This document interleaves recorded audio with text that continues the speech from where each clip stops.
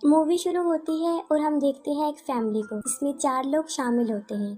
आदमी कीटा, उसकी बीवी जुनसू, बेटी किजन और बेटा कीवो। वो लोग एक छोटे से बेसमेंट में रह रहे होते हैं। इन लोगों को सरवाइव करने के लिए बहुत मेहनत करनी पड़ती थी क्योंकि इनके फाइनेंशियली हालत बहुत खराब थे और अपना घर चलाने के लिए पिज्जा के बॉक्स बनाने का काम करते थे, मगर घर का खर्चा चलाने के लिए ये काम उनके लिए काफी नहीं था। फिर एक दिन कीवो का दोस्त जो उसके साथ यूनिवर्सिटी में पढ़ता था उनके घर पर आता है। वो कीवो को एक पत्थर देता है और कहता है कि मेरे दादा ने तुम्हारे लिए भेजा है। आमतौर पर उस पत्थर को बहुत खास समझा जाता था और उसके बारे में ये ख्याल था कि जिसके पास भी वो पत्थर होता है उसे खुशियाँ मिलती हैं और उसके हालात अच्छे हो जाते हैं। कि वो अपने दोस्त को अपनी फाइनेंशियली हालत के बारे में बताता है जो कि ठीक नहीं है। उसका दोस्त उसे कहता है कि मैं स्टडी के लिए आउट ऑफ कंट्री जा रहा हूँ। जिस लड़की को मैं ट्यूशन पढ़ाता था तुम उसे इंग्लिश पढ़ा दो। जिस पर कीवो कहता है कि मैं तो कॉलेज जाता नहीं और वो लोग मुझे काम नहीं देंगे। उसका दोस्त कहता है तुम्हारे लिए मैं सिफारिश कर दूंगा, बस अपनी बहन से एक फेक डिग्री बनवा लो। कीवो की बहन आर्टिस्टिक होती है और वो उसके लिए डिग्री बना देती है। फिर कीवो उस जगह पर चला जाता है जहाँ उसने ट्यूशन देनी होती है। वो घर काफी बड़ा और काफी खूबसूरत होता है और वो फैमिली काफी रिच होती है और फैमिली का नाम पार्क फैमिली होता है। इस फैमिली में भी 4 लोग होते हैं, हस्बैंड वाइफ और उनके 2 बच्चे, एक बेटा और एक बेटी। बेटी वो जिसका नाम दहाई होता है जिसे ट्यूशन पढ़ाना होता है। वहाँ पर एक मेड भी होती है जो काफी अच्छे से वहाँ पर काम कर रही होती है। कि वो एक डेमो क्लास देता है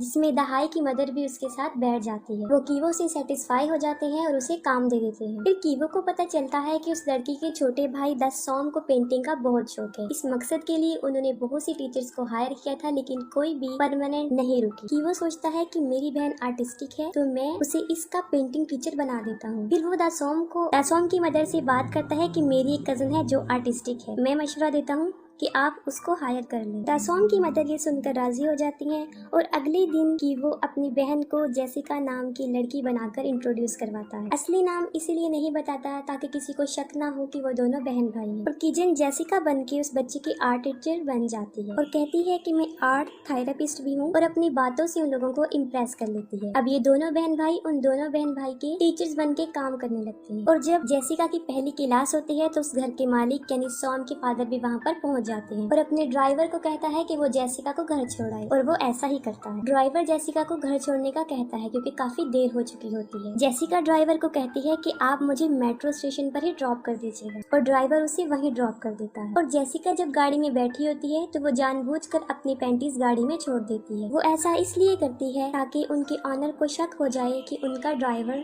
सही नहीं है। और जब उनके ऑनर को वो पैंटीज मिलती है उन्हें शक हो जाता है कि हमारे ड्राइवर और हमारे बेटे की आर्ट टीचर के दरमियान कुछ चल रहा है और ये वो अपनी बीवी से डिस्कस करता है। फिर उसकी बीवी जेसिका से उस रात की बात पूछती है जब ड्राइवर ने उसे ड्रॉप किया है, जिस पर वो कहती है कि मैं घर की बजाय मेट्रो स्टेशन पर उतर गई थी। जिस पर घर की ऑनर सेटिस्फाइड हो जाती है और वो जेसिका को जाने का कहती है और इसके बाद वो अपने ड्राइवर को नौकरी से निकाल देती है। जेसिका ने ये सब इसलिए किया होता है क्योंकि वो ड्राइवर की जगह पर अपने फादर को लाना चाहती है। फिर वो लोगों को सजेस्ट करती है कि मेरे फादर के भाई के ड्राइवर हैं जो काफी अच्छे ड्राइवर हैं, आप उन्हें रख लें। और फिर वो अपने फादर के भाई का ड्राइवर कहकर इंट्रोड्यूस करवाती है। उसके फादर को भी नौकरी मिल जाती है और वो तीनों बाप बेटी बेटा वहाँ पर नौकरी करना शुरू कर देते हैं। वो लोग बहुत अनजान बन के काम कर रहे होते हैं ताकि उनके ऑनर्स को शक ना हो कि वो दोनों बहन भाई और वो उनके फादर हैं। फिर हम देखते हैं कि कीवो जब दहाई को ट्यूशन पढ़ा रहा होता है तो वो एक दूसरे को पसंद करने लगते हैं। अब कीवो और किजन अपनी मदर को भी इस घर में काम दिलवाना चाहते हैं और इस मकसद के लिए उन्हें उस मेड को वहाँ से निकलवाना था जो कि इतना आसान नहीं था। वो एक प्लान सोचते हैं। पीच के ऊपर जो पाउडर होता है उसे किसी भी इंसान को एलर्जी हो सकती है और वो ऐसा ही करते हैं। जब वो मेड डॉग से खेल रही होती है तो वो पाउडर उस पर गिरा देते हैं जिससे उसको शदीद एलर्जी हो जाती है और वो हॉस्पिटल चली जाती है। और जब वो हॉस्पिटल होती है तो कीवो के फादर भी वहाँ पर पहुँच जाते हैं। वो एक सेल्फी बनाते हैं जिसमें वो उसे भी कैप्चर कर लेते हैं। फिर वो घर की मालकिन को शॉपिंग पर लेकर जाता है और वहाँ उसे बताता है कि मैंने घर की मेड को हॉस्पिटल में देखा था